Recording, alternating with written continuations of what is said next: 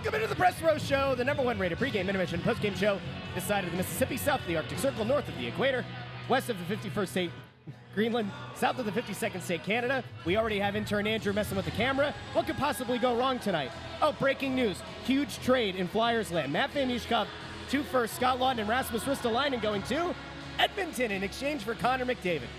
Clearly not true, but welcome into quite the update show. I've been told there's an update.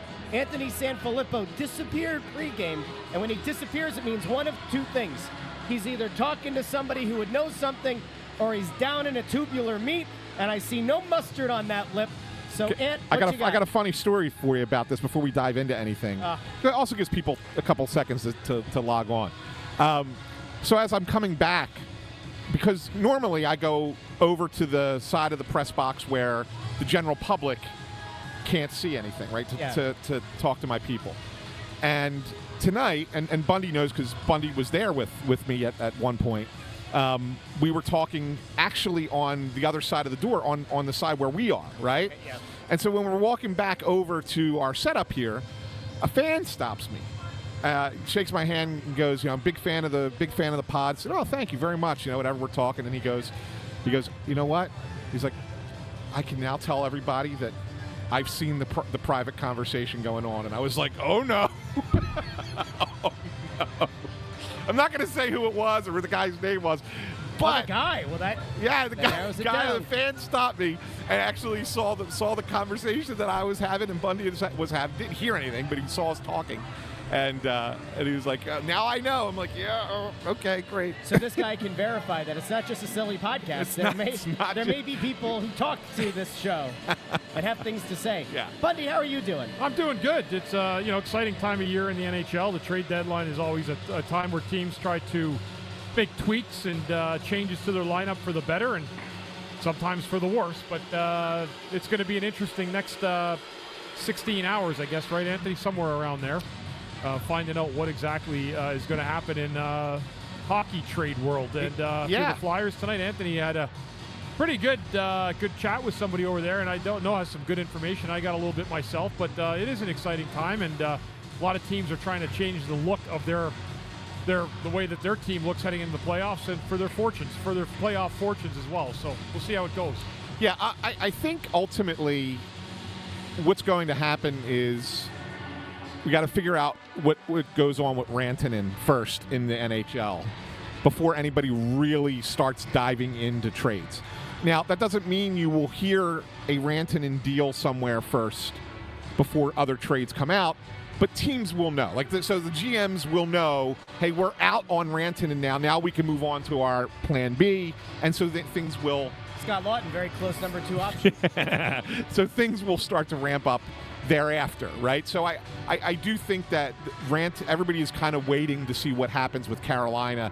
And boy, what a mess that is. I got to tell you right now, before we dive into the Flyers stuff, if the Carolina Hurricanes end up trading Rantanen before the deadline tomorrow, everybody down there should just be fired. They should fire the GM for sure. The GM, fire the owner. That's an embarrassment to do what they did, to trade what they traded, and then publicly declare we're going to sign this guy, and then in the midst of a season that he was going to sign. Yeah, and then in the midst of a season where you think you're going to be a Stanley Cup contender, then decide you're going to trade that guy at the deadline because you want to make sure you get some kind of return because you can't sign him.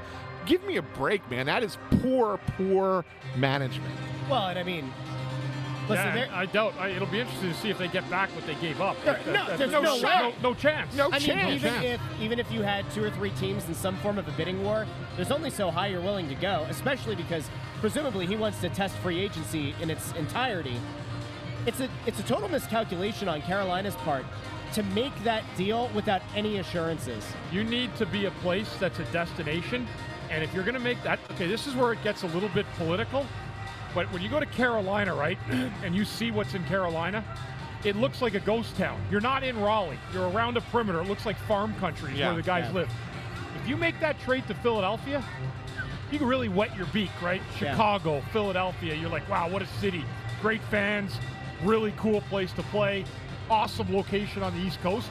You make a trade with Carolina, they're betting on their own facilities. They're betting on their own location as a destination point. And I got news for you. It's a great place to have a family. It's a great place. A lot of players that play there love it for that reason. But it's not if you're a big-time free agent, unless they wow you right out of it with numbers, and I don't think it's going to matter because he's going to have so many high offers anyway. Yeah. He was never going to go or stay in Carolina. Well, there's also, I guess, the thought that you hope that he's going to sign. You go on a deep run, maybe you win a cup, and that convinces them that through the winning, it's like the thing that puts you over the top. So the Holy mistake, hell, the mistake the was idea of bailing on it now is just the mistake was being so bold as to proclaim that they were going to sign him. Like, if you just made it out that, like, look, this was a move we made to try and win a Stanley Cup this year. If we happen to sign him long-term beyond that, great. If that's the angle that you go with, and it's viewed as a rental first and a potential signing second, I don't think anybody really has so much of a problem with it. But to be so bold as to say this is going to happen and then not be able to get it done, and then you have to then trade that same player for pennies on the dollar at the deadline 3 months later, 2 months later, that's what's the embarrassing part of it, right? Yeah. So that, to me, anyway, long story short. Well, I always get caught up on the guy they traded, Martin Natchez. Yeah. Natchez has another year on his deal at $6.5 million. I saw somebody in the comments say it was like for like because they were both free agents this year. They're not. Yeah. So Carolina was not necessarily under the gun to try to get something of value for Natchez this year. They could have, in theory, waited till the offseason and had a guy who had a year left on his deal. Yeah. But that's not why people are here. They don't come here for the fair and balanced takes on the Hurricanes. They don't come here for fake trade rumors. They don't come here for waxing poetic about how the Flyers are definitely going to be involved. So which Flyer do we want to talk about first? How about a guy that's you would think maybe has a good chance of being traded? Why don't we start with Andrei Kuzmenko? From what I've been told, there's been nothing right so far on Kuzmenko, other than a couple of teams saying, yeah, maybe we'll check in with you close to the 3 o'clock deadline. And even then, the Flyers would probably, I mean, not that they wouldn't do this, but they would have to eat 50% of that salary, and you're probably not getting much of anything in return. If you get a mid-round pick, are you happy with it? Yeah. Bundy, yeah. Is there anything that a team could offer you for a player that, if the Flyers decide we're not re-signing Kuzmenko, is there anything that's so offensive to you in a trade that you say no? Well, they could re-sign him, but it won't be for a long term, and that's going to make a difference if some other team steps up and offers him in the summer. But I'm looking at it from the perspective of you can get a draft pick for him. Yeah. I don't have a problem with that. You get something for a guy you may not have back next year anyway. Yeah, and the thing of it is, and from what I was told, is that what the Flyers like about him is that he's a hard worker off the ice.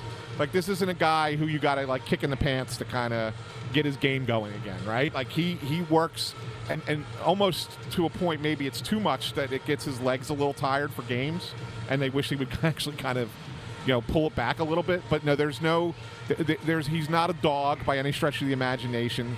He just gets a little, He cares too much. That's his biggest No, weakness. but there's like an anxiety to his game, right? So that you try and make a little bit of a change, and then he's got to do something different, and he doesn't respond well to that. And I would bet, and I don't know this for certain, but I would bet that, the Flyers did their homework before trading for him, even, talking around the league and talking to guys, Jonesy and Tocchet were close, and Tocchet coached him in Vancouver, right? So I would imagine that conversation was had about, hey, what's this guy like? So I'm sure the Flyers were well aware. And I would say this, if he doesn't get traded, he's not going to be a priority for the Flyers to re-sign for next year. If he's still around when they're done in July doing the stuff that they primarily want to do, and he's willing to take a one-year deal at a number that is a lot less than what he's currently making now, then they would do that. Then they would say, yeah, we'll bring you back. But I don't think that there's any kind of thought to really signing him to anything that would be, more than a year long, right. and even at that. People might understand what I'm doing after I bring up this next player. Cam York is a name that has been brought up.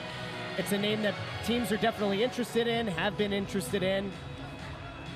feels like that would be maybe more of an off-season deal, but teams are always checking in this time of year. Yeah, I mean, they would have to get blown away, I think, for that. I mean, a lot of teams would still want Cam York because he's a young defenseman. And, you saw last year, the kind of player that he could be, and he was trending in that right direction, right, Bundy? I mean, last year he had a really, really good year. And this year he's taken a small step backward, I would say, right? And I know that they're kind of like in contract negotiations right now, and I can tell you that they're not close on a number. But I don't think that the Flyers are really worried about that at this point. I think that they look at it and say, hey, listen, we own his rights for the next 3 seasons. If we have to go to arbitration, we'll go to arbitration, and we'll settle on a number that's probably a lot more palatable than what they're currently asking for right now. I'm sure Danny will listen to offers that are being made by other teams, but unless there's something that comes in that blows them away, it's not going to happen. And likely because your younger defensemen are not quite ready yet. I mean, like if you look 2, 3, 4 years down the road at the Flyers defense, it's going to be a lot different than what it is right now. Maybe as you get closer to that point, then it becomes something you say, maybe we trade York now, but I don't think it's going to happen now. And the other thing is I think that they're kind of still evaluating him. So I would not be surprised if it gets to arbitration, it gets to arbitration, and then that's what it is. But if they do ultimately come to an agreement on a deal, it's going to be a bridge. They're not going to commit to him long term. It's going to be a 2-year deal. If I had to guess a number, I'd say probably 6 a year. They want to land at 6? If I had to guess at where it will, because I think if you think it's going to land at 6, then that means they've got to offer like 5-ish, and he's got to want like 8 or 9. Yo, I hate to listen. I'm always the one who's brash. I don't know. I'm not a contract guy. I think that's too high. 100%. I think $6 million is way over. I'm thinking 4, 4.5. Yeah, but if you're doing it for 2 years, especially with the contract going up, the cap going up, I maybe. I was thinking 6 on a long-term deal. Yeah, maximum. Yeah, I agree. And so we'll see. We always do this thing, but like the rationale for overpaying guys, even short term, can't just be the cap is going to go up. I would love to just use the cap space that you're going to get on high-level players. Cam York, to me, is just not a high-level player. But in fairness, if you think it lands at 6, and that implies that he'd be looking for 8, maybe more than 8, there's such a delusion in that camp that I'd be even more inclined to just give him a kick on the keister out the door. That's just me, and I'm not the GM of the team. Now, that's York. You mentioned Risto. I think you did, and if you didn't, I just mentioned Risto. There's a guy who we, for over a year now, have had legitimate conversations around. Have we seen his ceiling? He's played very well this year. He is 30 years old. He has played some of the best hockey of his career. There are teams that are continuing to circle around Risto, but I feel like this team, looking at the size they have on the blue line, might not be as apt to move him as if they had another big prospect in the pipeline ready to come up a year from now, or if they thought there was an immediate impact first-round pick they could get this year that's a big body that could play right away. Yeah, if you had to ask me right now, I'd say it's about 90% Risto stays. I do know that there were a couple of teams that checked in with the Flyers today, and that kind of caught them a little bit off guard. They were a little surprised because they were teams that had not checked in before. But the conversation of like what these other teams are looking to offer are still way below market value. So I would say unless something in the next 20 hours, 18 hours, whatever the hell it is at this point, unless something really changes from what it was earlier today to what it is at 3 o'clock tomorrow, I think Rasmus Ristolainen is still in a Flyers uniform after the deadline. I agree with that too. Yeah, and I did check for, I forget who it was that gave us a super chat the other night that asked about Dallas. I think it was it Rory? It may have been. I forget who it was, but Dallas has not. It was? Okay. Oh, there you go. Yeah.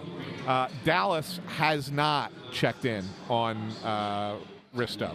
And a couple of people that I talked to said, from the Flyers, said that they were surprised that Dallas did not check in on Risto, considering that's a position of need. Yeah, they still might. You never know. Still could, but I mean, I think it's kind of tough if if you haven't checked in yet, to suddenly come in like last minute and start asking. I don't know. I mean, there's a lot to negotiate with a player like that. As far as somebody retaining money, have you scouted our team? Like, what do you see? Do you like a prospect? Whatever. I think there's a lot of. Normally, you kick tires first, and then at least have a sense of where you need to be. They have not heard from Dallas. And I guess that leads us to our last guy, and the one that most people have talked about as being a legitimate trade candidate, and one that, we've kind of gone back and forth about. Matvei Mishkov. Now, Scott Laughton. Yes. It has felt like for a good long while here, there was a hesitant. Yeah, 3 years. It's felt like there has always been a hesitation. I go back to last year after the deadline when I was shocked that Laughton made it through another deadline. Danny said, we're not going to take market value. Now you know how I felt my last 4 deadlines. When you're in one place too long, believe me, you're like thinking, when's my time coming? It came. And so a year ago, Briere said, we're not taking market value. We'd only take above market value, which I laughed at. And then, okay, we keep hearing, well, you could get the same value for him. Last trade deadline is good in the offseason as this deadline, maybe this offseason, all that. It feels like there was a shift in the last 10 days or so where it really did start to feel like there was almost an understanding. He kind of joked with the Last Supper picture. Right. There's the picture Kevin Kurz took of him skating the little child around on the rink. It almost felt like, in a way, he's been saying goodbye without saying goodbye. And we're watching trades go down. There was a trade with Tampa yesterday where people looked at the return and said, what the hell's going on? It feels like the ultimate seller's market. Anthony, are the Flyers now more or less likely to trade Scott Laughton versus where your head was at the beginning of the week? I think it's about the same. I don't think it's moved one way or the other. I think that what you're going to see is that Laughton is not really anyone's priority number one. So let's start with the number of teams that are interested. I know there was a report by Darren Drager that said 8 teams were interested. I think he said 8 teams, right? He said 8, yep. Yeah, he's thinking 7 or 8, whatever he said. It's now down to about 5 or 6 that are interested in Laughton. And I'll give you a few that I know of. I know that Winnipeg is interested. I know that Washington is interested. I know New Jersey is interested, but the injury to Jack Hughes kind of changed maybe how they're approaching their deadline. They traded a second-round pick and a prospect for a defenseman, for Brian Dumoulin, which is a lot for Brian Dumoulin. Yes. And I think... Which is why people got kind of frothy at the mouth about, Risto, look. Yeah, Risto's going to get first plus. I think there was a lot of surprise, even within the Flyers organization, that Dumoulin fetched that number. And so the question with New Jersey is, okay, you're obviously trading for a defenseman, and that's what you think can help you win now. How far in are you? Like, is that all you're going to do because of the Jack Hughes injury, or are you going to push more because you need to think you still think you can win, and you want to replace Jack Hughes? And I think that they may be looking at a top 6 forward right now. Whereas the other day, not a Flyers top 6 forward, right, not right, a Scott Laughton, right. Where I think Laughton is a fallback option still possibly, but I'm not certain that they would give up what they would have given up prior to the Hughes injury for him. So I think Jersey's a distant third behind Winnipeg and Washington, and I think that Toronto is out now. Toronto had been interested for a long, long time, and it doesn't mean that they can't jump back in tomorrow, but it sounds like that they're hunting bigger names. I heard that they were interested in Brock Nelson from the Islanders. Who you can roll your eyes all you want. No, I didn't. I was going. Oh, okay. I thought you were rolling. No, your I eyes. wasn't going. It was more of a. Yeah, because I mean Brock Nelson's a more talented offensive player than Scott Laughton is. Yeah, I certainly wasn't rolling my eyes, extolling the virtues of Scott Laughton, the offensive playmaker. So anyway, there are teams that are still interested, but it's going to come down to I'm betting that a lot of these teams are also in on the Rantanen deal, that they may be in on Brad Marchand, who has now been rumored to be available out of Boston. So I think that there are other bigger names that these teams are going to try and get first. And then if they don't, then they're going to come back to the Flyers and go after Scott Laughton. I still think that he's going to get moved. I'm just not sure which team is going to now push far enough to get him. There's a belief that that Tampa trade is going to be a benefit for the Flyers because now it's kind of set the market for 2 fourth-line guys to give up 2 first-round picks for those guys, right? So if you can give up first-round picks for those guys, you could give up a first-round pick for Scott Laughton. Yeah. So so there's a belief that it gets there. I can tell you right now, Danny Briere can talk to all 6 of those teams that are still interested. He could pick any one that he wants, and he could get a second-round pick for Scott Laughton right now. Yes. He absolutely can, and it's no question that deal can be made right now. But he wants more. And so the question is, let's see if one of those teams will give you more. And I think that's the big question for tomorrow. So that's what we will wait to see. Is it fair to say the Flyers will have not traded him if there's no first-round pick? Yeah, I would think so. I think so if a team offers you a first-round pick and you don't take it. No, he'll take a first round. That was your question though, Bundy, right? Like, yeah, if he doesn't get dealt, it assumes that no one offered a first. Yeah. If you get offered a first-round pick, I know that they want to do right by him. Yeah. Let's say he doesn't want to go cross-country to Winnipeg. Sorry, Scotty. It's a first-round pick. Yeah. It's organizational malpractice to turn that down. Well, you're sending him to the best team in the league, too. Yeah. Statistically. But I'm just saying that, the uprooting of the. Right. I don't know, man. Yeah. Part of me empathizes on the human level with getting sent all the way, but yeah, you're right. Best team, all that. Yeah, go ahead. I'm sorry. It's okay.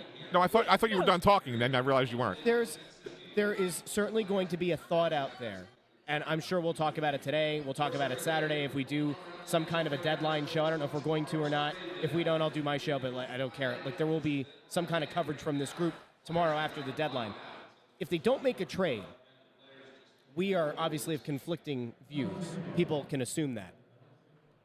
I will view this trade deadline, an extended trade deadline, as still a Now remember, I did say a month or 2 ago, you need to trade at least 2 guys by the deadline. And in fairness, they did a 2-for-1, sending Frost and Farabee out.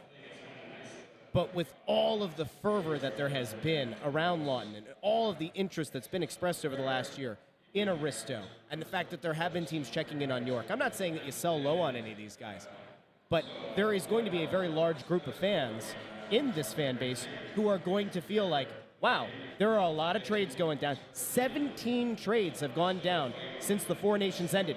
12 trades alone have happened since the calendar flipped to March. 12. If you don't make a deal, there are going to be fans who are going to say, was the organization asleep at the wheel for the deadline? Whether you think it's fair or not, that will be the narrative. And in fairness, 12 trades already in the month is a lot of trades. I mean, I'll go back and take a look at last year just for comparison's sake. But, I know how you feel. Bundy, is there any part of you that goes, yeah, I get it. I get it if the fans get frustrated, if it looks like everybody else is making deals, but this team stands pat? You know what? I think you have to look at the bulk of it, Russ. I was talking to Anthony earlier. And you think about they've gotten rid of 2 guys that were key cogs, at least on this team this year, Morgan Frost and Farabee, and they got 2 players back. If you don't trade Laughton and you didn't get the number that you wanted, that first-round pick, that doesn't mean that he's not of value to your team. It's not like it's so urgent that we got to get rid of this guy that we have to get that first-round pick for him. They seem more than content to be able to keep Scotty for another year because they could probably get the second-round pick next year as well. And if you have a guy you like and he does a job, can play up and down your lineup, then it may not be the worst-case scenario if you don't get what you want right now to keep him. I mean, we've been down this dance before with Danny and Scotty, and it keeps coming back to Danny, how much he values him as a locker room guy, but also a player on the ice that can do a lot for his team. So I don't think it's unimportant. I think it's something. I don't think the fans should be disappointed one way or another, no matter what happens tomorrow, because they're still trying to rebuild, and they can still move guys even at the draft in the summer too. Yeah, I mean, let's be honest. Scott Laughton would have gotten you the same thing 2 years ago, last year, and this year that you could still take next year. But he could also ultimately get you more. And I think that's what Danny's weighing right now, right? At what point do you sit there and say, all right, I settle for the second-round pick that everyone's offering me versus I still think I can get a first at some point, so I'm going to hold on and wait for it. And secondarily, his preference, I would think, is for a draft pick in 26 at this point, because of how many picks they have in the first 2 rounds in 25. That might actually be the starting place right now. Maybe that's part of the issue. Well, Is that teams look at this draft and they want to get rid of the pick for this draft because now it's starting to get panned a little bit. And if you're the Flyers and you're going into negotiations saying, no, we're good, 26. yeah, Maybe that's part of a hurdle. maybe it is. So I think ultimately if somebody look, I'm not saying that the Flyers will say no to a first-round pick in 2025. I don't think they will. If somebody offers a first-round pick in June, Danny Briere will take it for Scott Laughton. They could always flip that ahead to get a 26 first-round pick. Yep. But the preference is not to have to make another move to get to the first round in 26. The preference is to get the first-round pick in 26. I don't know if you're going to get that at this deadline. Maybe you do. And I think that's kind of where things are right now as far as Scott Laughton. I still think it's a better than 50-50 chance that he gets moved. I still think he will. And I think, enjoy the game tonight. It may be the last time you see him as a Flyer. Wow. But Scott Laughton game. But the trade deadline day is strange sometimes. And just when you think you know what's going to happen, it doesn't. Because things happen. You don't know who other teams are also talking to. Yeah. And so you think you have a deal done with a team, and then all of a sudden they go in a completely different direction, and you're like, what the hell just happened? Right. Like, where'd that come from, right? Like, how did that, and that affects me, and now I got to call somebody else. So, those things do happen all the time. I still think he's traded, but I'm not going to say with any 100% certainty no. But it's better. I think it's better than 50-50 that this is his last game as a Flyer tonight. Any chance that by the end, is there a chance that Scott Laughton is traded and leaves this building as a member of the Winnipeg Jets? Yeah, I was going to say, it's not hard. He jumps on the team bus tonight to New Jersey or right up tomorrow morning. Yeah. Could be with New Jersey, too, playing Winnipeg again. Yeah, that's true. Yeah. Right? That's true, yeah. 3 games against Winnipeg in a week. Yeah. How many people could say they've done that outside of a playoff series? Yeah, exactly. Exactly. So that's kind of where we're at. That's the update for the Flyers. So to recap, Kuzmenko maybe at the last minute if a team But probably not. wants to throw anything your way. Bristow probably not. No, right. York probably not. Right. Scott Laughton. I'd still say probably. We'll wait and see. I'd still say probably, but it's not like lock, stock, and barrels, dead cinch, absolutely happening. But I still say it's on the probably side. Let's get to the picks for tonight. Yes. Flyers take on the Jets. Want me to start tonight? I'll start. Okay. How about I start? Because I always get accused of playing devil's advocate or whatever. So it got quiet. People know this is the moment, the dramatic moment. So the Flyers go into Winnipeg last Saturday, and they skate out with a 2-1 shocker in a shootout. Matvei Mishkov with a beautiful goal in the shootout. This game is not going to need a shootout. This game is not going to need overtime. In what could be Scott Laughton's last game, I expect the boys to play hard tonight. But they ain't Winnipeg. They caught Winnipeg on a bad night Saturday. It ain't happening again tonight. Jets win tonight, 5-3. Okay. Go ahead, Bundy. Okay, I'll go. I'm one of those believers.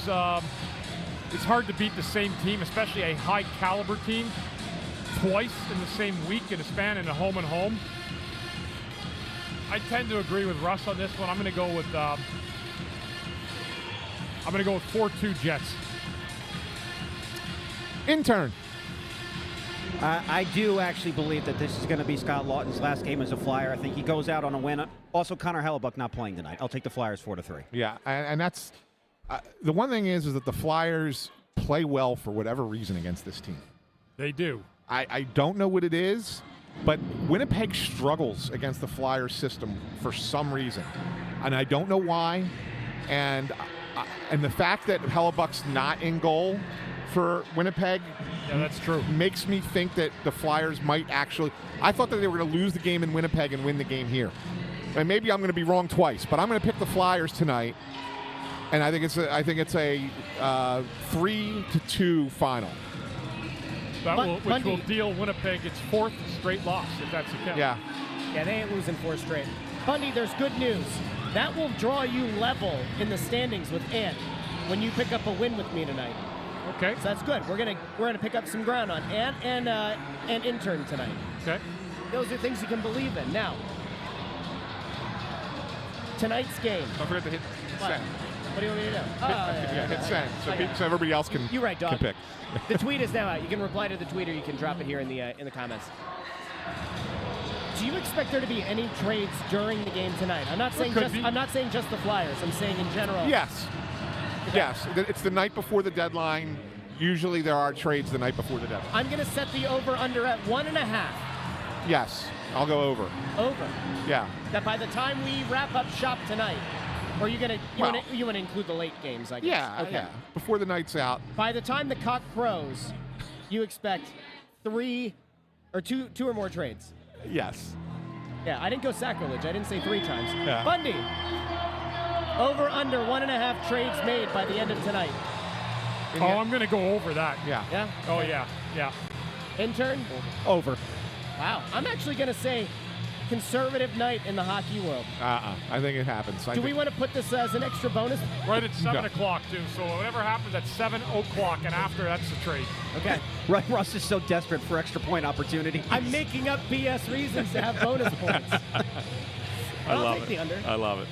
All right, let's see. You know what? Okie with a really good point here. No under-the-table actions from Anthony tonight. So Everything's above board. no stick taps tonight.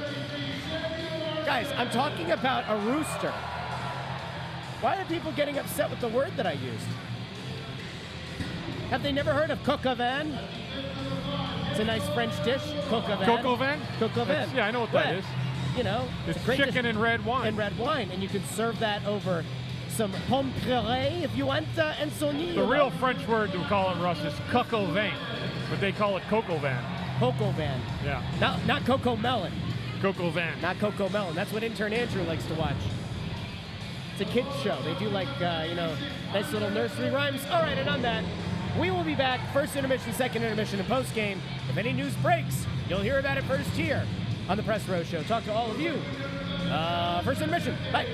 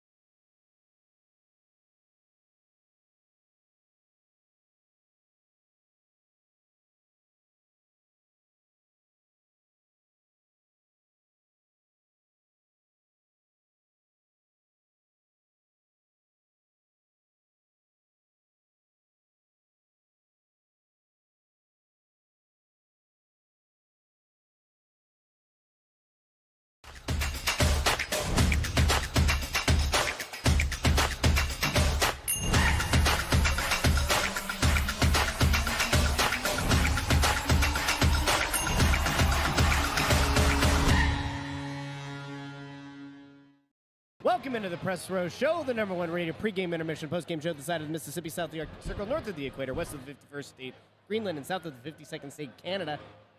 Canada. Oh, Canada. Winnipeg, a 2-0 lead after one period. As intern Andrew likes to say, a lot of hockey left. Yeah, I mean, it was a boring period. I mean, obviously they're down 2-0. It's mostly because of not being able to stop the Winnipeg power play. I thought that the Mishkov penalty was a little ticky-tack on the goalie interference. He was just kind of skating by the top of the crease there, and was there contact? Yes. But to me, that's one of those incidentals that you kind of let go, right? Didn't stop him from making a save. So, to me, it shouldn't have been interference. And then Scheifele comes down and scores right off of that. The Forster penalty was a trip. That was a trip. Absolutely. Delayed call, but it was a trip. And Ehlers, right? Nick Ehlers scored the goal for Winnipeg. So 2 power play goals. Your penalty kill needs to be a little bit better than that. Can't go 0 for 2. 0 for 2, yeah. There. So you guys look disjointed out there. Travis Konechny's still not on his game. Yeah. Like he was before. Somebody just put out a thing where January 9th. I don't want to give dates.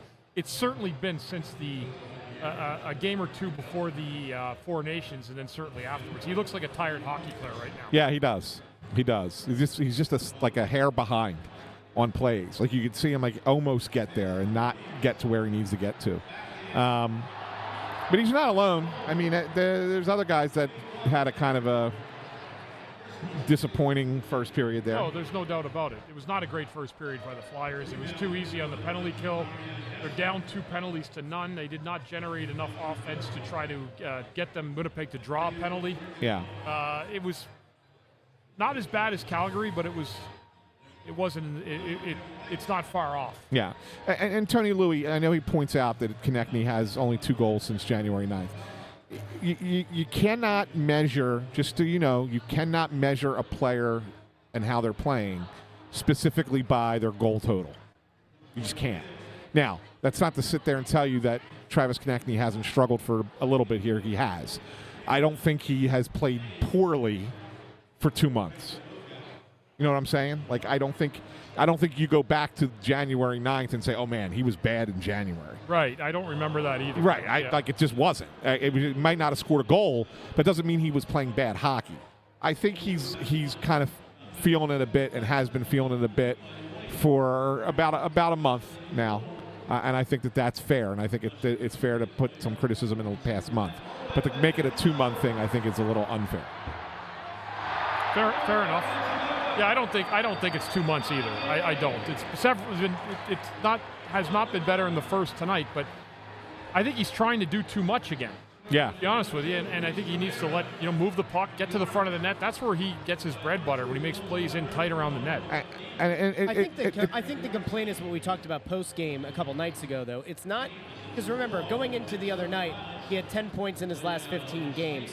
But the thing that you expect of Travis Konechny is to find a way to score. That's ultimately what they brought. Yeah. That's ultimately what they paid him to do. And he has 2 goals since that January 9th. But that's a concern. I would look at it and say, since the trade, right? I mean, that impacted him, I think, more than anything else by having to readjust the lineup, taking Morgan Frost out of the lineup. Yeah. Right?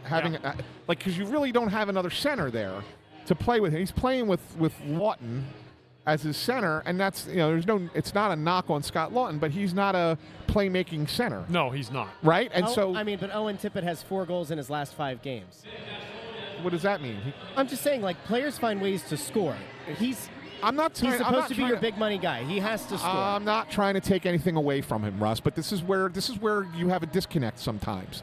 It's purely about counting stats for you that it doesn't quite always equate to that, right? I mean, sometimes a guy can have a hat trick and play a terrible game. It's certainly possible. And there's sometimes a guy doesn't even show up on a score sheet and has an amazing game in hockey, and too often we get caught up in the counting side. And again, I'm not trying to say that he has not played well. He has not played well for about a month, but I'm also trying to tell you that there's reasons for this. And I think that part of it is, I mean, a combination of, he didn't get a break, which I only give him a little bit of a pass on that for maybe 2 weeks. I say, okay, after 2 weeks, you got to be better again. And he hasn't been. But then also you take players out of the lineup that you need to kind of make that player go well. Owen Tippett went a long stretch without goals before his recent hot streak. He's also not the highest paid. But that's circumstance, Russ. Right. Yeah, that is. It is circumstantial. So that's what I'm trying to say to you. It's like don't get caught up in that. It's 21 games. It's a quarter of a season. People are allowed to kind of question the production. Sure. Question the production if you want. Go right ahead. I'm not saying he's half-assing it. I'm not saying that he's loafing around, but, Yeah, that's fine. Go ahead. You can all question it. Go ahead and question it. You're going to question it forever because that's what you do. It's fine. Go ahead. I'm not saying you. The royal you. Yes. Well, thank you for making it the royal you. Jeez Louise. But in fairness, this is where you get into that tricky, murky water here. We're not relitigating the decision to re-sign him to a lengthy deal or not. But it kind of comes back to like what his ceiling is as a player. And is he among the best wings in, let's see, even just the Eastern Conference? And the reason I bring it up is because contextually, you would say among the guys that he's getting paid in that group, a good number of those guys are kind of able to still produce regardless of who's in the middle. Now, in fairness, not a lot of those guys are looking at like a Scott Laughton as having to be their center. So I'll give you that. All right. Here's what I will also say to you on this. Everybody's caught up in the fact that he's the highest paid player, and he is, right? There's no doubt about it. With the salary cap going up next year and the year after, and we know how high it's going. Yes. Travis Konecny's contract is going to be that of a second-line winger, right? Okay. Yep. So if you're looking at a second-line winger, if I tell you that you have a second-line winger that is going to put up between 70 and 80 points for you in your season, you'd be happy. Are you happy with that? Yes. Then no one should complain about the fact that he's in this drought right now. That's 3 years from now, and the people are upset, and they're allowed to be upset. I'm just saying. It's what it is. Stop making excuses. All right. It's not an excuse. He should have at least 30 It's perspective. goals. It's least perspective. 30. Matvei Mishkov. We're not going there. All right. Tony Louis, by the way, at least acknowledged that he started a war on accident. So, Tony, this is your fault. And if and when Ant and I get into a much longer, drawn-out fight that includes one of us going over the glass like it's the Royal Rumble, just remember, this was you, Tony. This was you. Yeah. You're not a child, so we don't have to worry about long-term damage of your psyche. We can say that it was you. All right. Guys. Yeah, it's now, time. I think it's time for us to depart from the Travis Konecny conversation. This is important for me tonight now because, the robot is not out tonight. So Anthony's writing tonight, so it's time to get my you actually have to do some work tonight. The robot's got the night off? The robot's got the night off tonight. Oh, okay. Yeah. Believe it or not, on my show on Wednesday, on the Restore Show, wherever you get your podcast on YouTube, that morning, there were a bunch of people who are frequent viewers of this show, and the conversation on my show started the next morning with people read the AI article from the Associated Press just to see what it was compared to you, and they found a couple of things that they were upset with. And then a few people hadn't gotten to read it.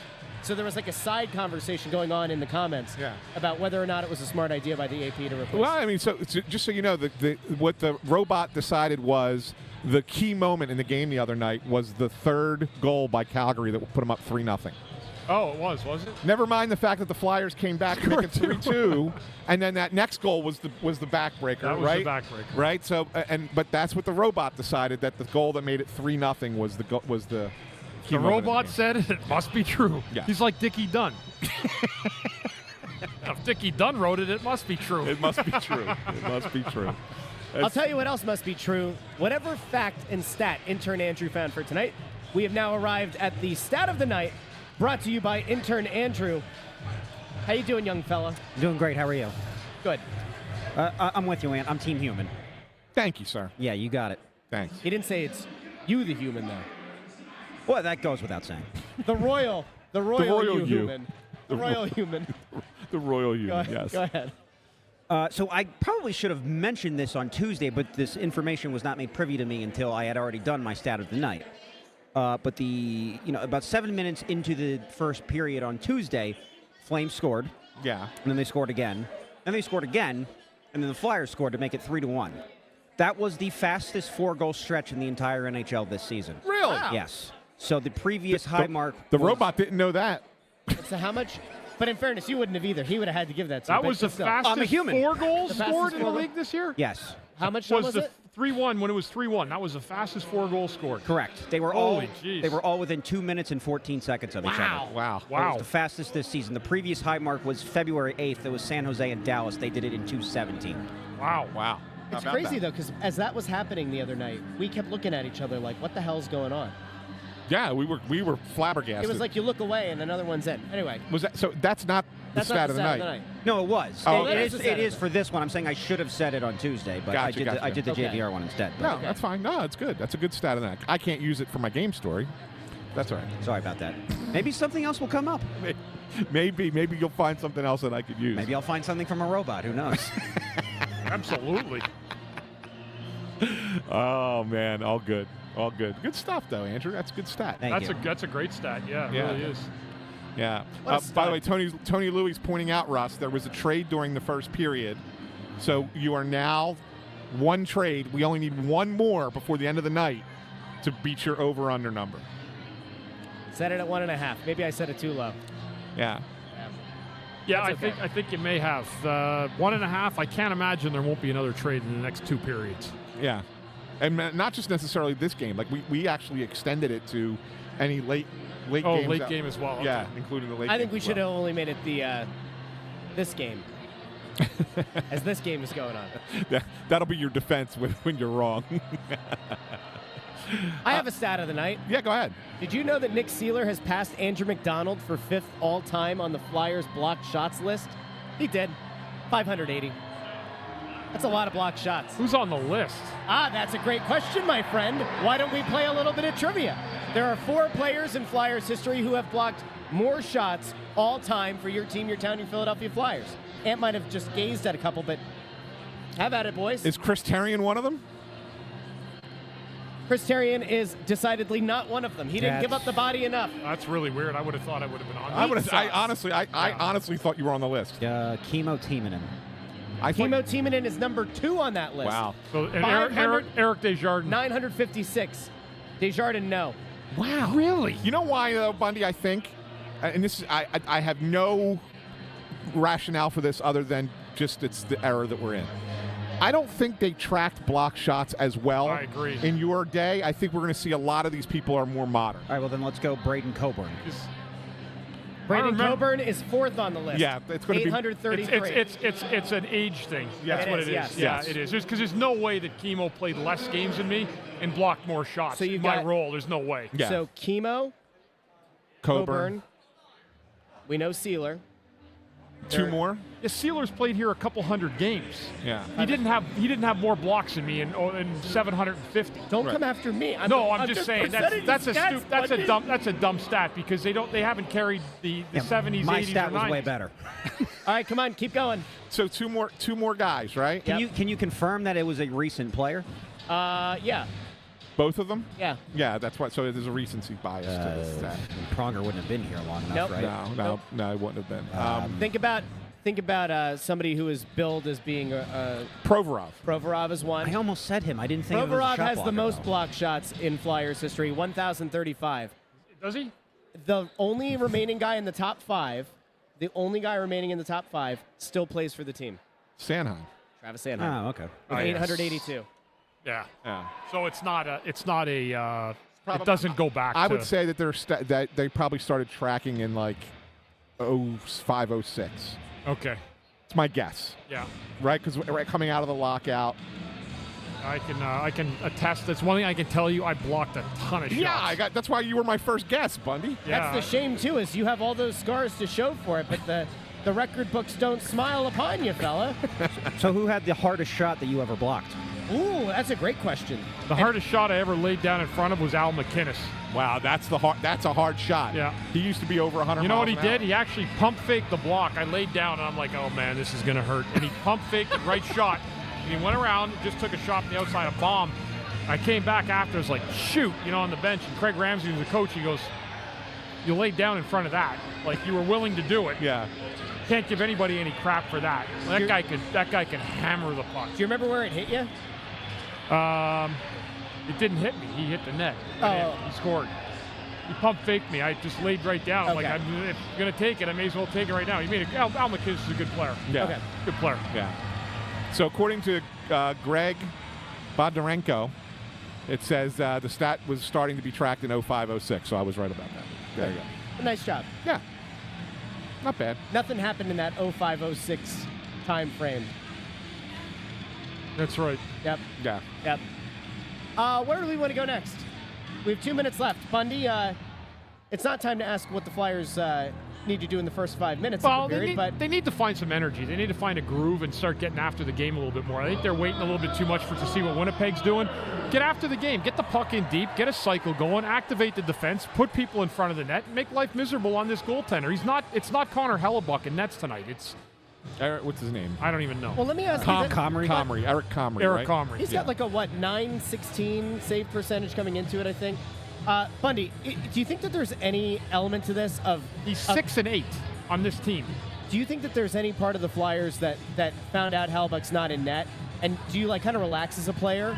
Where you say, all right, we got the backup tonight. This team Does should that creep into your head at all? Based or no? on the fact that they can see where they are in the standings and what they need, there's no reason that you should have been taking the night off because Connor Hellebuck wasn't playing. It should have been the Flyers should have just put the pedal to the metal early in this game, and they're down 2-0. It's not over yet. There's plenty of hockey left to play, but they've got to find the game with energy like they did in Winnipeg last Saturday night.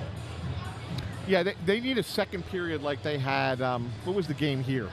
Edmonton? Yes, that's what it was. They need a second period like they had against Edmonton. Flip the script. Yeah. Yeah. That's what's kind of important. So we'll see if they can do that. We will be back second intermission and postgame. We'll see. There's already been one trade in the National Hockey League since Puck Drop. Will there be another? Will it be 3 more? Will Scott Laughton get traded from one bench to the other? Stick around to find out here on the Press Row Show. Talk to all of you. Second intermission.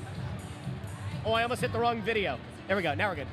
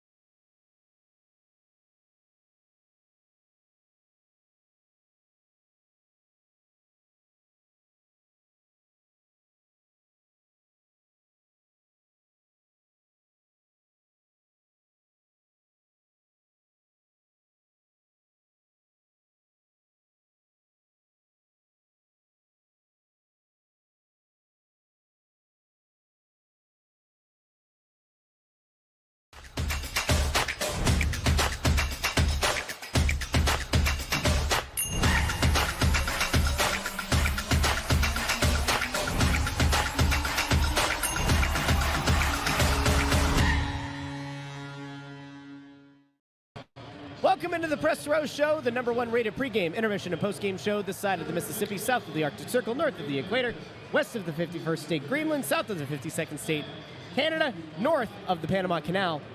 And guys, it did not get better for the Flyers in that period. The deficit has now doubled. Yes, it has 4-0, and I think intern Andrew and I are in trouble. It is like on national debt. It just continues to grow. We are in trouble.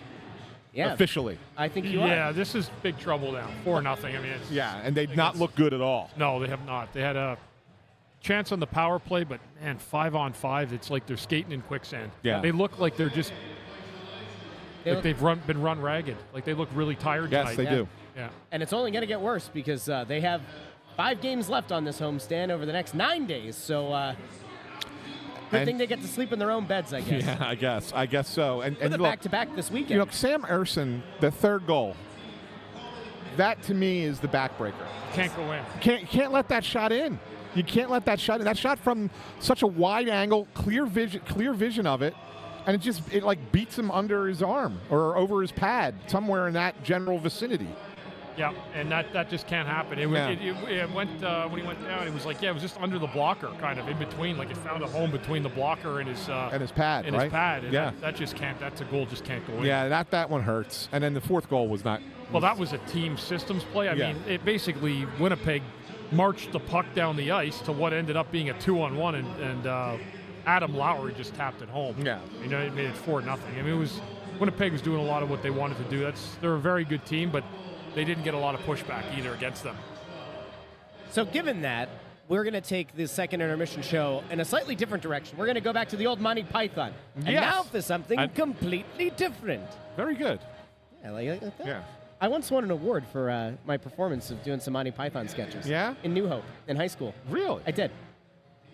You did Monty Python? Yeah. We did a New bunch Hope. of Monty Python sketches. It was like high Did you do school. the Dead Bird sketch? Dead Parrot No, sketch? I did not. I was not part of Dead Parrot. I was part of Photograph. Okay. Your wife, does she like photographs? Wink, wink, nudge, nudge. He asked him. Snaps as good as a grin to a wink Did you to a do blind that. School of Silly Walks? We did not do that one. It was that. It was good night. Ding, ding, ding, ding, ding. 5, 4. The silly job interview. Okay, yeah. Yeah. That's nice. There was like another one I was in there too, but Good. But the way I do them. So, see, Russ, we learned something about you tonight. big theater guy. And guess who else is a big theater guy? Well, I know you are, but Besides me. oh, there's another thespian among us. Bundy. Bundy's a theater guy. Well, wait a second. So this is an amazing thing, right? It's in life. There are always these strange coincidences that come up, right? And we're bringing someone onto the show right now. You're going to pull her up onto the screen just for a second. This is kind of fun. This is Erica Dandridge. Erica! Say hello. You're going to pull her mic up. Her mic's not on. Intern's supposed to be handling that. Intern. The mic's not on. There you go. Gosh. Hello. The intern. So sorry. there she you know, is. you're supposed to have to deal with professionalism when you come on. And That's why he's an intern. intern. It's perfect. It's okay. perfect. So Erica Dandridge, here's the story. So Erica is, I'm a big theater guy, and I'm directing a show. We've talked about this. I'm directing Rock of Ages, and Erica is in Rock of Ages. Okay. She's one of my cast members, actually going to be playing the lead for a couple of performances for us, yeah. playing Sherry. So she's a fantastic singer. Anyway, so Erica tells me at rehearsal, she's like, "Hey, we have a strange connection." And I'm like, "Who?" And she says, "Chris Therien." And I'm like, what? How do we have a connection to Chris Therien? Erica? Yeah, so in 2022, I met Chris. So I work for a nonprofit called Acting Without Boundaries, and we do performing arts programs for people with physical disabilities. And Chris has some connections to some people who love our organization as well. So we invited him to come, and he spoke at our annual gala, and everyone loved it. And he's been a supporter and is friends with, our founder, Christine. So I've got connections here on this table. I was really honored. I mean, and again, when you go into something, I got asked by Yasmin, my friend Yasmin Sorte, her husband Brad. I worked with him, and he's a great guy. He said, "Brad can't make it. Can you come with me tonight?" And I said, "Of course, I'll come over and meet you." It was a beautiful place. It was right near the waterworks. Okay, yeah. On the water. It was a gorgeous setting. And they asked me if I go up and speak for 10 minutes. I went and spoke, and I'll tell you what, that was out of my element. It's something I hadn't done before. But I was so inspired by what these people are trying to do, acting without boundaries. Yeah. And just to be who you are, no matter who you are. And I thought it was just a really, really an excellent presentation that they put on that night for the people. And I felt fortunate to be able to speak. And this is how awesome Bundy is, because he does not tell anyone that he does this. Yeah, he doesn't tell anybody he does these kinds of things. Nope. And he does them all the time. Yes. And we find out after the fact, and it's like, oh, Bundy, why didn't you promote it? Why didn't you say? So I'm impressed by you in that regard, that you do that with no publicity. You still do it. But Erica, I want to give you an opportunity to tell people, since you're on the show, tell everybody about Acting Without Boundaries so that everybody can find out about it. It's Yeah, great. so we have year-round programs, 6 programs, all for people with physical disabilities, a lot of theater programs, some social engagement, community outreach. We do a lot of disability awareness at schools and universities and corporations to really spread the message of inclusion and the power of all abilities and what that can do, not just on the stage but off the stage. So it's a really powerful mission, and we have so much fun and just surrounded by wonderful, wonderful people every day. That's Yeah. awesome. That's Very awesome. Thank you. Yeah. Really special well, thing, Erica, yeah. thank you for coming down and telling us this story about Bundy, because we never would have known it otherwise. Yeah, and if I could I go back love it. again, I'd love to be there. I'm friends with Christine Rouse now, who started, her brother. I mean, they're just amazing people. They Yeah. really are, and God bless them. God bless you for doing it, and I'll give them my support for as long as they're doing it. and I they will want it. send you a personal invite. Don't you worry, to our gala and all of our events. Please do that, yeah. That's awesome. That's Appreciate awesome. that. Thank And you. everyone, make sure you come see Erica perform in Rock of Ages at the Players Club of Swarthmore, April 11th to 26th. Woo! How many shows in that 15 days? 10 shows. 10 performances, yeah. Are you singing? I sure am. All right. And she's singing some You know great it. classic 80s rock songs. Great. Oh, yeah. Yeah, some really good If I ones. can get to that, I'm going to try. Please do. Please You have do. a huge fan in the comments, Deirdre. Yeah, Deirdre's Deirdre comment. in all caps. Oh my God, I love her. She's incredible. Yes, she is. Big fan. That's great. Awesome. Thank you, Erica. We appreciate Thanks, you. Erica. Thank God bless you. you. Yeah. There we go. Erica All right. Dandridge, Acting Without Boundaries. Good stuff. Good stuff. Yeah. That's a story. Bundy, I love that you do that stuff and don't tell anyone. Yeah, I mean, I guess I look at it like, I'm there for them and the people in the crowd. Like, I'd love to be able to raise money for them. Sure. But I went just as a friend, a guest of a friend, and I felt fortunate at the end of the day to be able to go up and speak to everybody and address the crowd. It was probably 300 or 400 people there. That's Wow. awesome. That's awesome. It That's was awesome. great, yeah. And look, Erica's getting more comments. Look at this. Oh, that's great. Isn't that great? That is great. I think that's a relative, though, because I believe that's Erica's maiden name. Okay, why? I don't want to say why that do you out have loud, to? Why but- do you have to? Just, That said, Well, we go from one fan favorite to another. It is the second intermission, and well, let's be fair here. where are the Fandrews? Where are my Fandrews at? Where are There the he is. Fandrews at? There he is. Intern Andrew is here. It is time for trivia time with Intern Andrew. Boys, get your instruments ready. Here we go. A 1, a 2, a skiddly diddly doo.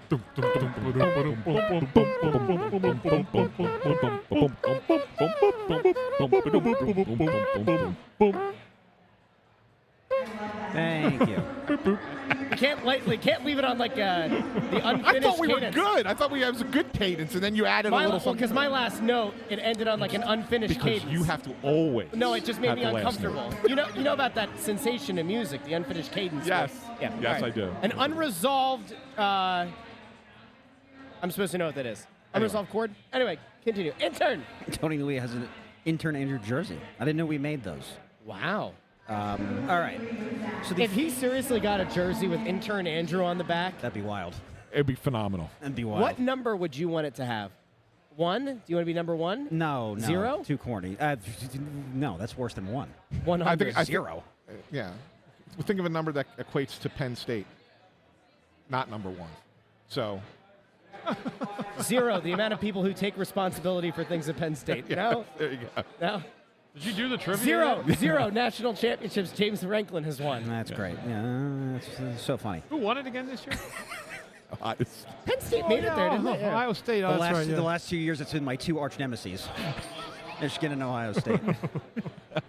So, the first ever game between the Flyers and this particular iteration of the Winnipeg Jets was October 27th, 2011, I believe. And Okay. I'm sure you're remembering where I'm going with this. That was a 9-8 Jets victory. Yes. Amazingly, in this game, 17 goals were scored, and by 15 different players.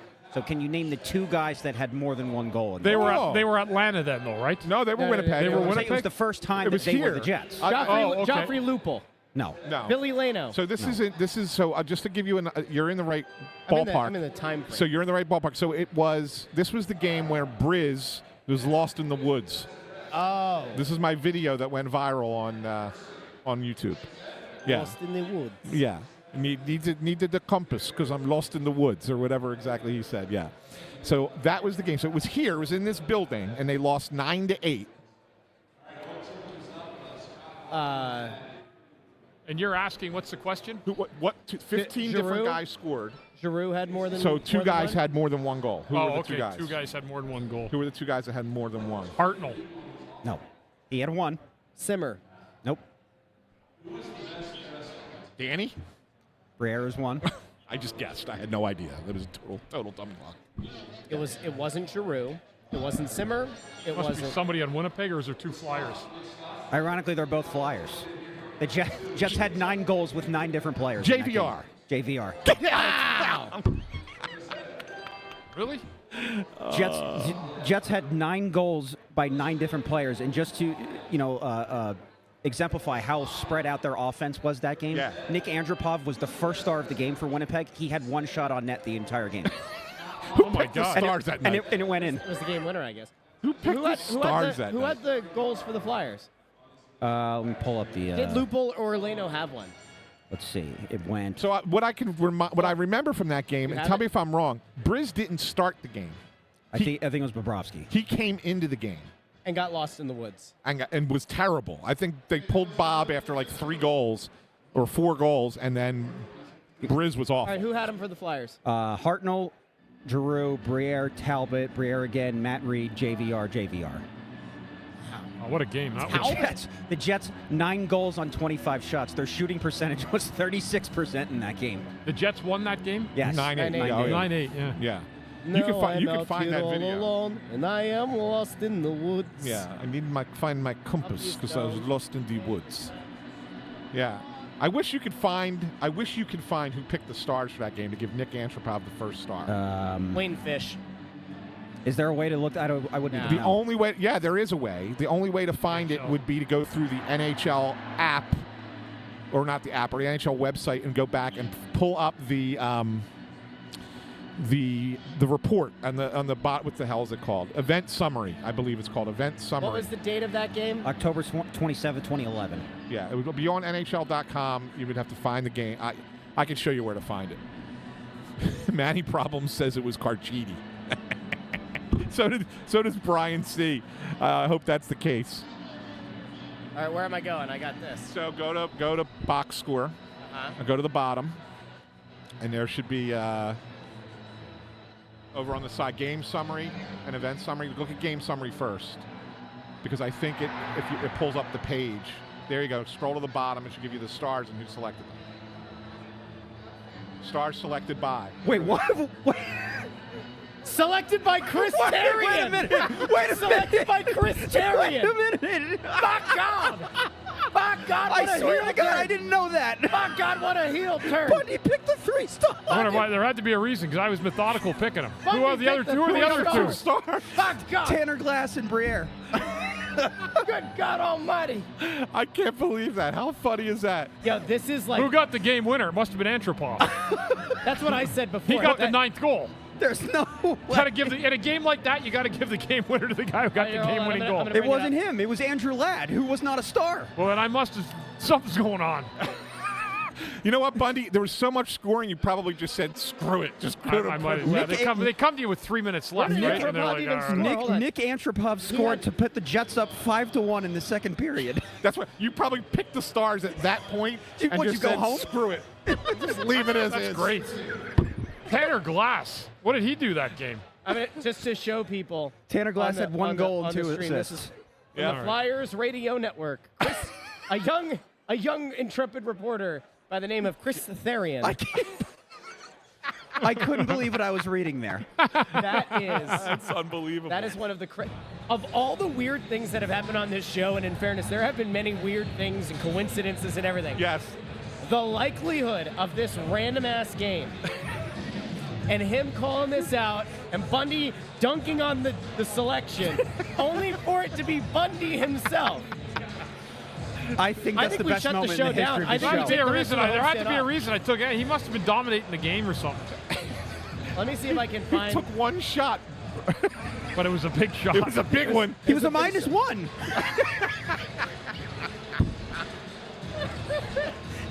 This is as good He as was a -1. This He is was as the good as first your star hitching of the track. game. Unless I don't think I was still drinking then. It's 2011. Oh no, I was good. I was sober as a judge. Maybe you were in the miserable stage. You know? I don't know. I must have been like, you know what? I'm not giving anybody this. I'm going to give the 3 biggest slugs on the ice to start it. Did you just give it to the guy who came first alphabetically? Antropov? Could have been. No, you know what? He led. I can't Hold on. Antropov had 3 points on the night.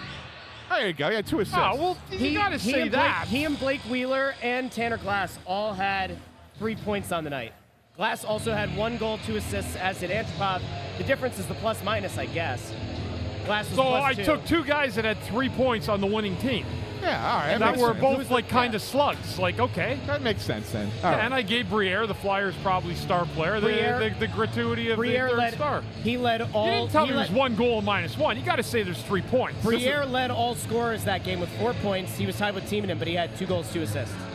This is the truth. There Lendy you go. Joseph says, I mean, Bundy and Saunders did fake an interview, so this is not out of the realm of possibilities. I interviewed myself as Billy Barber. I told you guys yes, That was on the Carnival that was show on that the people should Carnival go back show. and check out. for Yes. sure. Everything's going to work out just fine there. Oh. Billy, tell me a little bit about me as a player. How was I to handle? You were one of the best I've ever seen. The best part about it is they didn't tell the audience that you pulled off. I tell you there, Al, there wasn't many better than you there, fella. Thanks a lot, Billy. I appreciate that. I can't believe that. I swear I didn't do that on purpose. That's crazy. That is one of my is it 8 years now? 7 years? that we've- 2018 when we started. So yeah. 7 years that Yeah. we've done this show. Yeah. That might now crack the top 5 all time. Oh, absolutely. Pretty Absolutely good. did. We got 15 seconds. Bundy.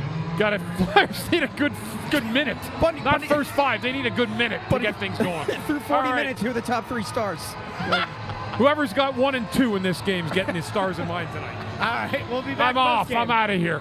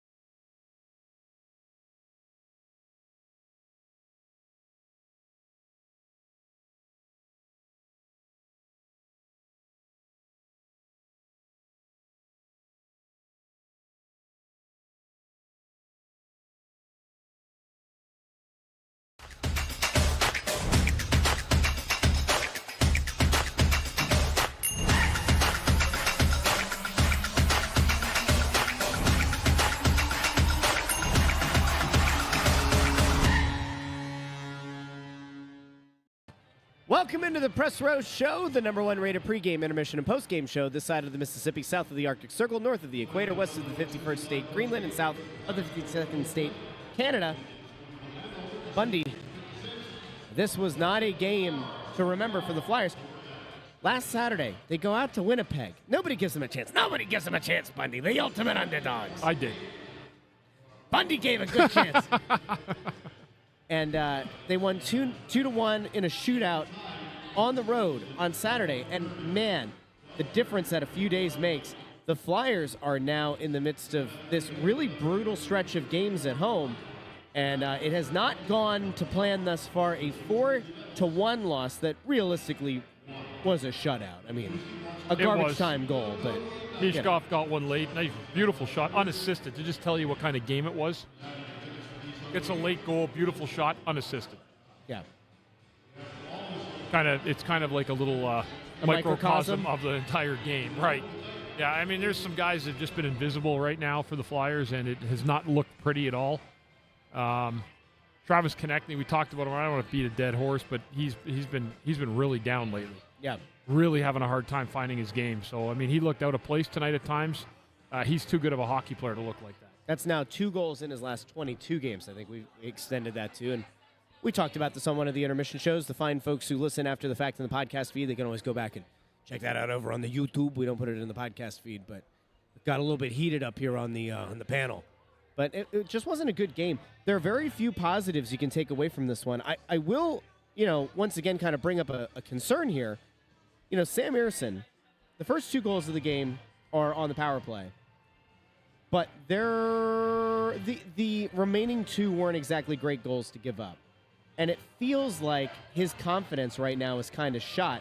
I was surprised that Torts didn't go back to Fedotov tonight, especially considering how well he played in Winnipeg. Were you surprised, Bundy? Yes, I was, because he played well against Winnipeg. He wasn't awful the other night when he came in relief, gave up 2 goals. But, yeah, I thought he'd get the start tonight. I really did. I would have. I mean, I don't want to question a coach. It's his own choice and everything. But maybe it's because of the games this weekend, the back-to-back. I would assume Fedotov will start for sure. One of them, right? Against Seattle on Saturday at 12:30. Okay. I would be willing to bet on that one. And then you'll save Ersson again for the Devils. That would be at least the way I'd look at it. Unless Torts says, I don't like the way Ersson's played 2 games in a row. We're going to give Ersson the game against Seattle. Try to get him out of it. I mean, if Seattle is the bottom feeder that you want to play right now, but if the Flyers, you'd like to see them in better position, but you still got to get 2 points somehow. If the Flyers would have gotten the 2 points, 4 points in these games, I know some. Beat Calgary, you should have beaten Calgary the way we looked at it. This was a tougher one, but just imagine if they got 4 points. They'd be like, what, tied right now or 1 point out of a playoff spot, because Columbus has lost their last 2 games on Tuesday and Thursday night. So yeah, it's certainly something. We can, I don't know. I hate to take us down this path, but I will because I can. We did this at the end of the last game as well. This is your most up-to-date standing, so if you want to look at it the positive side, if you're a big playoff believer, you can certainly do that. No one will hold it against you. I certainly won't. But for those who are in the camp of get that nice draft pick, this doesn't change the Flyers' positioning there. Still 7th best odds of getting that #1 overall pick. They have not moved yet. That has not changed, but we are going to run the lottery really quickly because we're trying to bring some good juju. All right, if the Flyers aren't going to make the playoffs, at least let's get some good juju. Most of the time when I run this, either on this show or on my show, it doesn't go out too well. I think Monday on my show, they got the #1 overall pick. But let's spin the wheel here. Spin the wheel, make a deal. And the Flyers move down to 8th. I swear, if I've done this thing 10 times in the last 2 weeks, they have moved down in 9 of the 10. But that's okay. Our attorneys in your state are. Bundy, you are probably right. And if somebody is still trying to hold out hope that things are going to, get better and they're going to somehow make a playoff run, I'm not going to hold it against a fan. There are certainly people in this city who are only Flyers fans. They don't support the Sixers or the Eagles or the Phillies or the Union. This is their thing that they kind of hang their hat on. And I get for those people why they don't want to see a bad season or why they would want to see this team win as many games down the stretch as possible. But given the reality of it right now is they'd need to play almost unbelievable hockey. I know Alex Appleyard over on Twitter has been kind of keeping track of it. I want to say that he said they would have had to go something like 19-4-3 over their last however many games to have a realistic shot of trying to make the playoffs. It feels like that dream, if it was there, has to kind of be fading. There has to be some realism. Yeah, I mean, they've got room now, probably based on what I think the standings are where they're going to be. They probably have 3 more losses to give. That's my guess. Yeah. But probably close. Yeah, 3 more regulation losses, and I mean, I think you're going to be in trouble. Just the problem is when everybody starts playing each other. The Rangers play Columbus. Detroit plays Boston. Someone's picking up points, and then there's those 3-point games, which are just a killer. Yeah. That's the problem. And then now the Flyers are playing these Western Conference games, and you're not taking anything away from teams in the East. So you're just fighting a deficit of the 2 points you're not getting against the Western Conference team that you sorely needed. Give Winnipeg credit tonight. I mean, they played a good game. They did. Now, we were talking about goalies a little bit ago and about the possibility that maybe an Ivan Fedotov gets a start this weekend. One guy that we're not expecting to see in the lineup this weekend in net is one Alexei Kolosov. And we're going to maybe hand this off to Ant now because he tweeted something. Yeah. Kolosov is going to be sent down. I think that'll be announced officially tomorrow. He's going to be sent down, and from what I understand, it's going to be about 3 weeks. Wow. The plan to have him down there for about 3 weeks and then reassess. So that kind of gets you to the end of the month and then see where things are at that point. Now, keep in mind, after tomorrow, the Flyers can only have 4 call-ups. Right. For the remainder of the season. So they'll probably hang on to 1 for sure to be Kolosov. Now, you can get a call up on an emergency basis if there's an injury. Yes. So the Flyers can request from the league. They could try and keep that 1 call up in their back pocket, right? And if somebody gets hurt, and they can request from the league, hey, this is an emergency recall because of injury, and then the league will allow it. But then as soon as the other player is healthy, that player has to go back down. They can't stay. So yes. So Kolosov will be sent down. I think that also allows them the flexibility for a roster spot if need be. If somebody's coming in via a trade tomorrow, if something like that happens, that kind of gives you that roster spot too. So anyway. There are rumors swirling again. If at the beginning of the show we were talking about the likelihood of a Laughton, a Risto, a York, and who was the other one? Of Kuzmenko getting traded. And you brought up the name Brock Nelson as being a target, and I'm seeing over on the Twitter, or some like to call it X, don't we, folks? We love to call it X.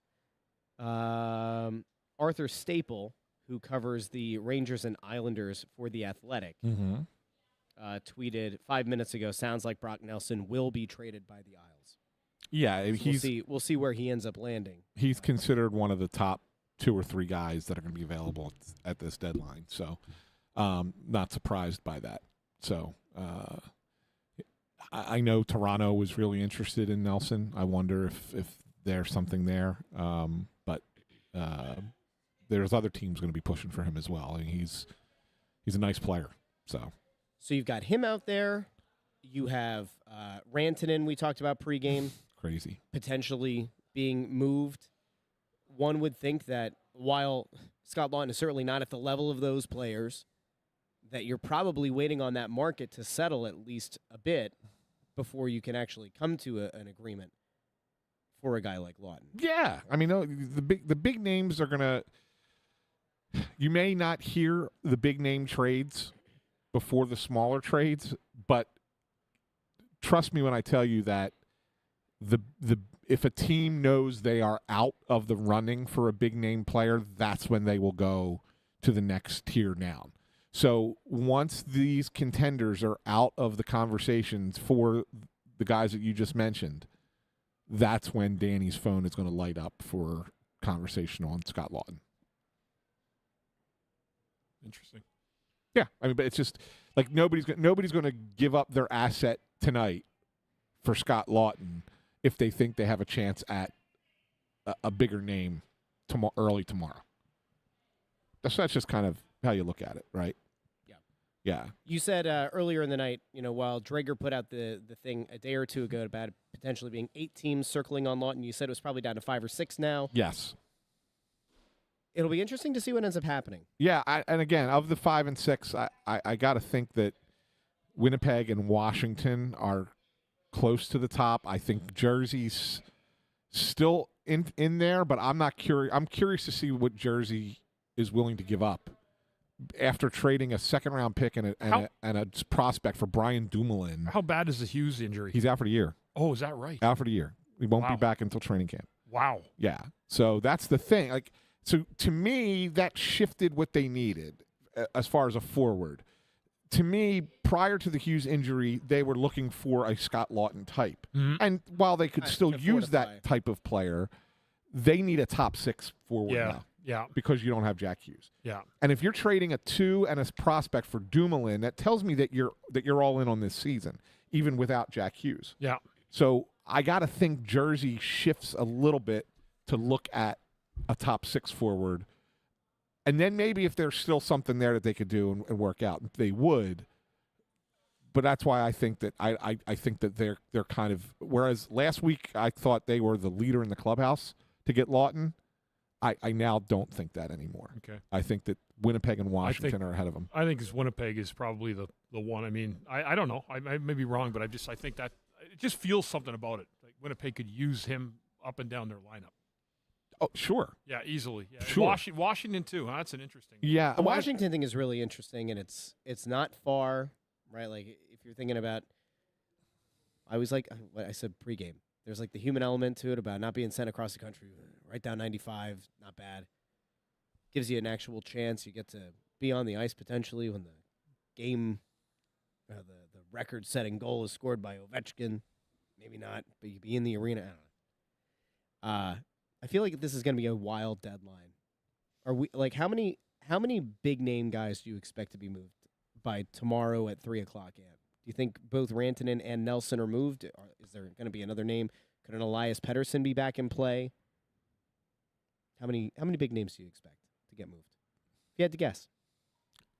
Not many. I don't think Pettersson's going to get moved. I don't either because these guys It's like too that. much money. Contract's huge. And guys like that don't usually get traded at the deadline with that much contract left. Again, Right. deadline usually is guys who are going to be UFAs or have Year left, short term remaining. You don't usually get longer term deals at the deadline. Those are usually off season trades. Yeah. So no, I don't think you're going to get a lot of big names. I think the names that we've talked about are the names that you're going to see get moved. And there'll be others. There'll be some surprises. People will be like, "Whoa, where did that trade come from?" Right? Like I hadn't heard his name at all. Some teams are really good at kind of keeping that kind of clandestine, right? They don't let it out that they're going to try and trade a certain guy. We remember This organization did that once before. Yeah, I mean it happens. So, Okay. But yeah, well, I think Laughton is the one guy I think still goes, and then maybe he does something minor beyond that. I don't think that there's anything else big involving the Flyers. Yeah. It's made 2 big trades 4 weeks ago. So Yeah. Bundy, here's a good question for you. Put your former player hat on here. The question is over on YouTube. Bundy, were you ever nervous on a deadline day in your career? Yeah, I was a couple times. Yeah, absolutely. I mean, what goes through your mind as a player? well, you're just thinking how much you like it in one spot and how much you don't want to get traded. And at the time I did get traded to Dallas at the deadline, I never saw it coming, and it wasn't as bad as I thought. It sucked. It wasn't great. It wasn't a great feeling, but I finished my career here, and but yeah, it's weird. I didn't anytime there was a lot of stuff, you wanted to be on a chance on a team to win a Stanley Cup, and I was always very fortunate to be on that team. Were you nervous because you had an inkling from somewhere? Like, did your agent tell you, or No. did Clarkie kind of No one ever throw said a something word. at you? It feels like there's a lot more freewheeling now today. Like, guys know more about stuff that's happening than it was when I played. I thought there was a lot more secrecy when I played. No, I just get, every player was the same. Every guy loved playing here, and they wanted to be a part of the Flyers. So nobody wanted to get traded during that era. Yeah, it's interesting. I got to imagine too. I mean, if as a veteran guy, you got family and stuff, and then all of a sudden you're like, do we pick up and move? What do you do? You know? Yeah, I mean and usually the player will end up leaving by himself for the time being. That's Yeah. what I did when I just went away for a couple months and came home. That's Yeah. the way it is. You don't worry about that. You come back to your house and wherever you made your home, and then you figure out the rest in the off season. Right. It's that easy. So you just stayed in a hotel in Dallas? Yeah, pretty much? I had an apartment. Yeah, they had an apartment for guys coming in, and it was readily ready. Nice. No, It was a great setup. Yeah, they're a first class organization too. That's good. So Carolina is going to beat Boston with 15 seconds left in regulation. Did they just Oh, score yeah, They that? just did. scored. They just Yeah, scored. they're gonna take them out in regulation. How about that? No, it's final. It's a final. Final. Yeah, It's final. it is a final. Yeah. How about How that? about those Canes? Boston is who would you say is a disappointment in the NHL this year from who you thought would be a good Boston. team? Yeah, Yeah, Boston. Boston by far. I thought Boston would be a top 3 team in the East, I did too. and they are brutal. And it's crazy because when it rains, it pours, and when you get bad play after bad play, and the wheels really come off. Well, They the just never- they just never the got it. the Rangers Rangers are there too. the Rangers are a disappointment. Right? I mean, they're They showed some life. they're though, they're a little bit. technically tied in points for the last playoff spot, although Ottawa has a game in hand. But I mean, to be in that spot after where they were a year ago, I think that's got to be considered a disappointment. Yeah, but given the slump that they were in for a good chunk of time, where it seemed like the locker room was in rebellion against the GM, and there were questions about what was happening to Lavi, I would say that the fact that they're even back kind of in the playoff. Yeah. is- I got to Almost think, a win and for then out west, I got to think Vancouver because they were Big disappointment. they're a disappointment. I mean, they're in the playoff race for the last spot, but they were a team that had the best record in the West last year. Yep. And then Nashville, after all the moves that they made, you know, they've been just a total disappointment. They're beating Seattle 4-1 at the end of the second right now, and that's the Flyers' next visitor is the Seattle Kraken. Yeah, You should beat the Kraken. you should beat the Kraken. That's not a good team. Although, Yeah. regulation loss that gets Seattle to 58 points. Your Flyers would be at 62. I'm going to be insufferable. I'll try to be less insufferable. You're about going to be? Yeah, I'll try to be less insufferable. But Going to be? That's a these are 4-point swing games in the Yeah. standings. So, Big time. guys, I think that's where we end it. that'll do, pig. That'll do. Yeah. I don't know if we're going to do are we doing a special at the deadline tomorrow, or do we just say we're back here on Saturday? We'll see you Saturday and Sunday. Hey, we got If something huge happens tomorrow, Yeah. we'll try to put something out. But if not, we'll see you Saturday again. We'll come on earlier. You guys will, because I have the radio this time, and you could break down the trades. Okay. Yeah. We'll talk about the trade. Okay. I'll probably do my show at the deadline then. If we're not going to do one, I'll do 2 shows. I'm going to do a morning show at 8:30, and I'll do it around the deadline. And I'll let people come into the comments and vent. Because if nothing happens, people are going to be angry. I'm And glad. if something happens, Yes. people are going to You know be what? thrilled. Folks, do that. Go to the Russ Joy show tomorrow afternoon and vent with him.